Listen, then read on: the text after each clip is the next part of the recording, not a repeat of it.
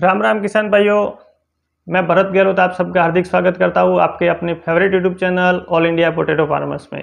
किसान भाइयों, चैनल पे नए हो तो चैनल को सब्सक्राइब कर ले और बाजू वाले नोटिफिकेशन बेल को ऑन करके रखें, जिसकी वजह से जब भी मैं इस चैनल पे वीडियो डालूंगा तो सबसे पहले नोटिफिकेशन आपको मिल जाएगा।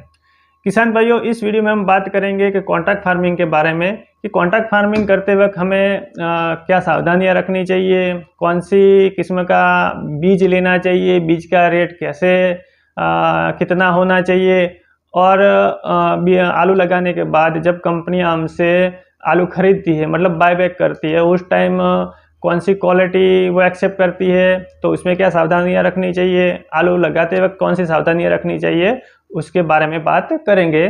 तो मैं आशा रखता हूँ कि आप वीडियो पूरा देखेंगे। अगर वीडियो पूरा देखेंगे तो आपको पूरी जानकारी मिल जाएगी।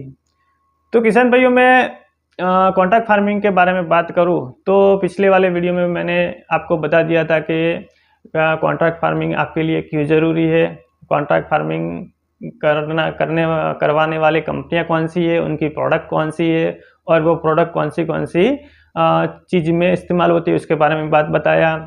क्या करना चाहिए क्या नहीं करना चाहिए उसके बारे में बहुत सारी जानकारी आपको मैंने दिया।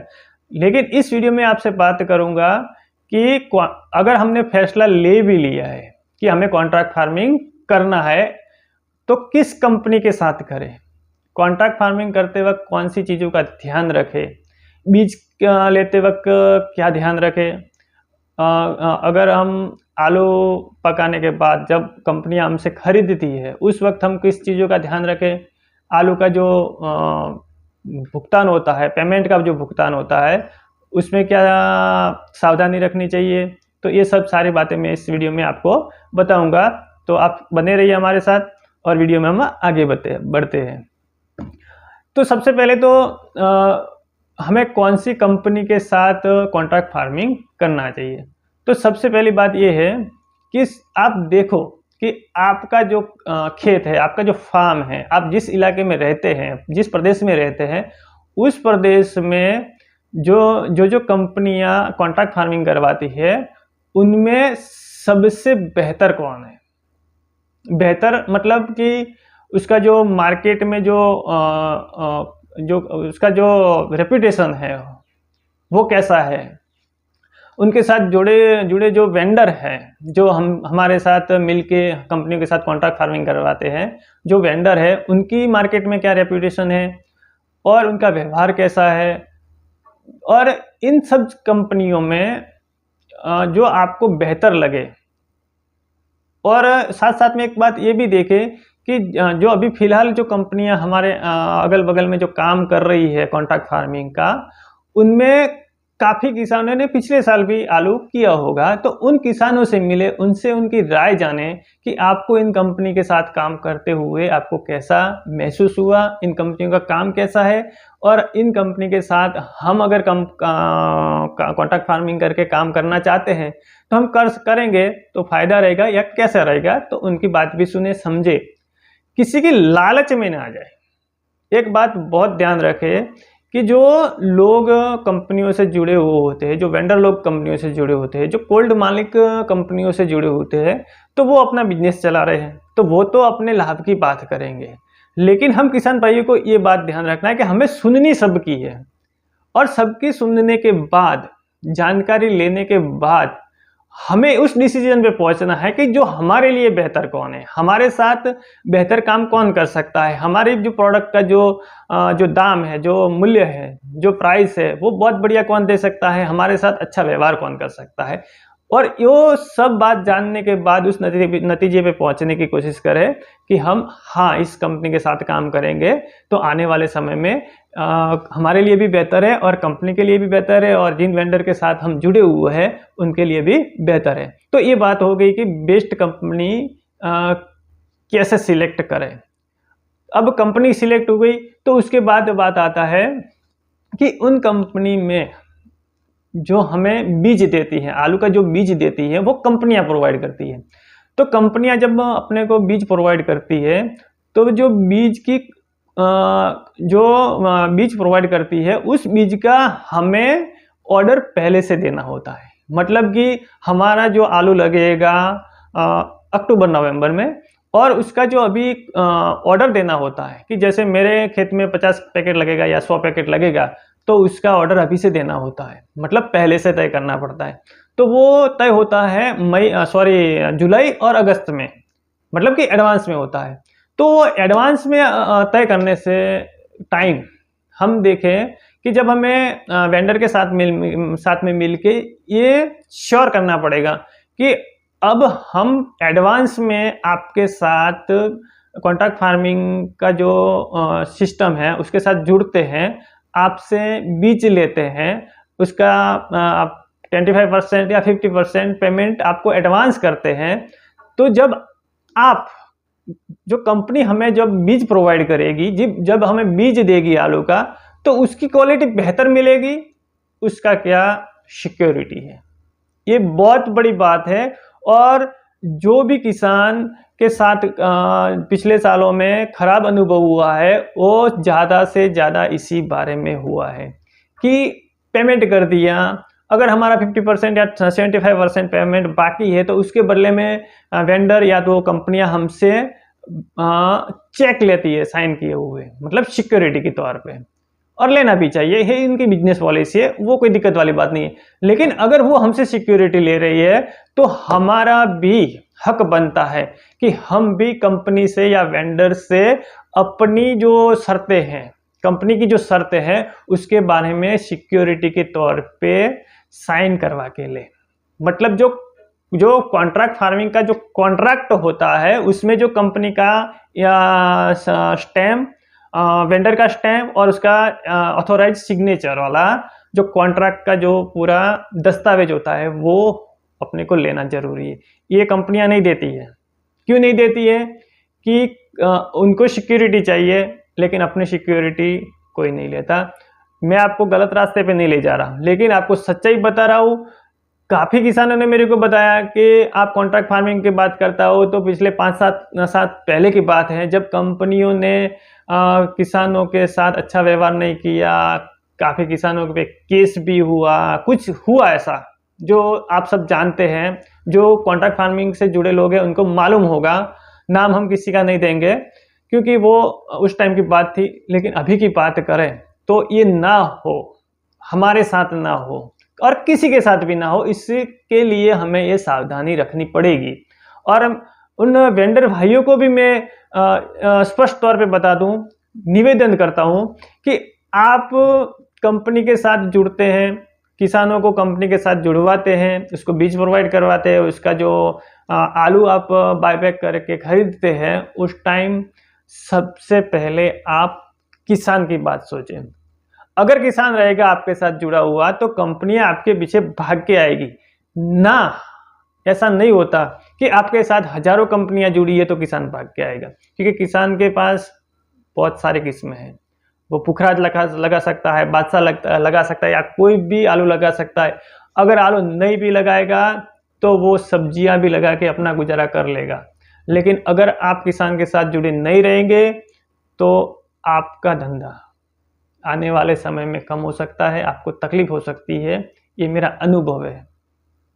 इसलिए मैं बोल रहा हूं कि आप जब कंपनियां अपनी पॉलिसीज के तहत आपसे साइन लेती है, आपसे सिक्योरिटी लेती है, किसान से सिक्योरिटी लेती है, तो उसी तरह आप कंपनियों से भी सिक्योरिटी लें कि अगर किसान को मेरे जरिए जो आलू का बीज जा रहा है वो वायरस वाला निकला, तो उसमें कुछ खराबी निकली, तो उसका जो पेमेंट है, उसकी जो पूरी फसल बर्बाद हो जाएगी, उसका भुगतान कौन करेगा? ये समझने वाली बात है। और ये मेरा वीडियो बनाने का मकसद भी यही था कि चलो मान लीजिए कंपनी ने अपने जो बीज का पैकेट है उस 50 किलो का, उसमें आपको रेट तय कर दिया, क्या होगा वो तो आने वाले समय पता चलेगा। लेकिन अभी मैं एक एग्जांपल पे बात करता हूँ कि आपको मान लो 1400 या 1500 रुपया पैकेट का पक्का हो गया, आपने 300-400 रुपया 500 रुपया दे के आपने बुकिंग भी करवा लिया, चेक भी दे दिया, जो भी करना था वो आपने पॉलिसी शर्तें पूरी कर दी। लेकिन आने वाले समय में जब आपको बीज प्रोवाइड होगा, आप कंपनी के भरोसे, वेंडर के भरोसे आप बीज अपने खेत में लगाएंगे, 15 दिन, 20 दिन, महीना के बाद आपको पता चलेगा कि ये बीज वायरस इफेक्टेड था, या तो बीच में कुछ गड़बड़ी था या तो कोई डुप्लीकेट था, तो उसका पूरा जिम्मेदार कंपनी रहता है, वेंडर रहता है। क्योंकि हमने कॉन्ट्रैक्ट किया है किसके भरोसे? वेंडर के भरोसे, कंपनी के भरोसे साइन करके दिया है। तो ये सिक्योरिटी भी हमें होनी चाहिए कि हमें अच्छा बीज मिले।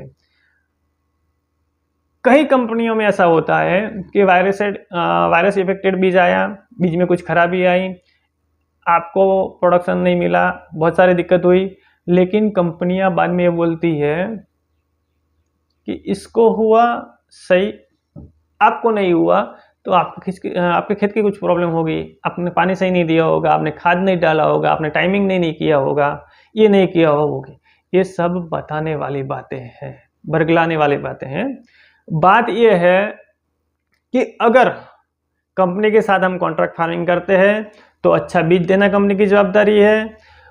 उस फसल में हफ्ते या 15 दिन में उसका जो मॉनिटरिंग करने की जो बात आती है वो कंपनी के एग्रोनॉमिस्ट की जवाबदारी होती है। उसमें कुछ दिक्कत है, मान लो आप बोलते हो कि आपने खाद नहीं डाला, तो आपका एग्रोनॉमिस्ट क्या कर रहा था? उसने विजिट के टाइम पे क्यों नहीं बताया? और अगर बताया है तो किसान ने डाला है तो आप कैसे बोल सकते हैं? पानी की बात है, एटमॉस्फेयर की बात है, तो ये बातें हैं, ये बातें ध्यान में रखना बहुत ज़रूरी है। तो किसान भाई ये बात हो गई बीज की, तो आप बीज की सिक्योरिटी लें। दूसरी बात हो गई कि जब आपका आलू तैयार हो जाएगा तो कंपनियां कौन सी क्वालिटी का, कौन सी साइज का आलू बायबैक करेगा और कौन से रेट में करेगा, ये फिक्स होना चाहिए। कभी कभी कैसा होता है कि पहले जब आलू लगाने के टाइप तेजी होता है, मतलब मार्केट में डिमांड बहुत सारी होती है, तो कंपनियां बोल देती है कि हाँ हम आपका जो अंडर साइज है या कीरी है उसको इस दाम में लेंगे। और जब बायबैक करने के टाइम पे, खरीदने के वक्त में, खुदाई के वक्त आलू में अगर मंदा पड़ता है तो कंपनियां क्या करती है कि आपके ग्रेडिंग को बहुत टाइट करती है। आपका जो गुल्ला है, अंडर साइज है, उसका रेट जो उस टाइम पे फिक्स किया होता है वो बताते ही हैं, लिख के नहीं देते हैं, तो उसमें वो झोल कर सकती है। सब कंपनियां करती है ऐसे मैं नहीं बता रहा हूँ, मैं बता रहा हूँ कि ऐसा हो भी सकता है, तो आप सावधानी रखें, सावधानी बरतें। मैं आपको उकसा नहीं रहा हूँ, आपको समझा रहा हूँ, बता रहा हूँ, जानकारी दे रहा हूँ, कैसे करना है, क्या करना है, किसके साथ काम करना है, नहीं करना है, वो आपके ऊपर निर्भर है, लेकिन बताना मेरा कर्तव्य है और इसलिए मैं बता रहा हूँ। तो ये बात का ध्यान रखें कि आप 40 mm तक का लेंगे आलू, 45 तक mm का आलू लेंगे, क्या है क्या नहीं है वो सब बात ध्यान में रखें। उसके बाद बात आई पेमेंट की। तो कभी क्या होता है कि जब आपने मान लो 1 मार्च को आपने अपना आलू खेत में से निकाल के कंपनी को डिस्पैच कर दिया, तो उसके बाद उस आलू का जो भुगतान होता है वो कौन सी तारीख को होगा वो भी कॉन्ट्रैक्ट में फिक्स होता है। मतलब कि 15 दिन बाद होगा, 20 दिन बाद होगा, महीने के बाद होगा या 6 महीने के बाद, वो पहले से फिक्स होना चाहिए। तो उसके बाद इससे क्या होगा कि आने वाले समय में जब आपका पेमेंट लेने का टाइम आएगा उस टाइम कोई दिक्कत नहीं रहेगी। तो किसान भाई ये सब सारी बातें थी जो आपके लिए जानना जरूरी थी कॉन्ट्रैक्ट फार्मिंग करने के वक्त। तो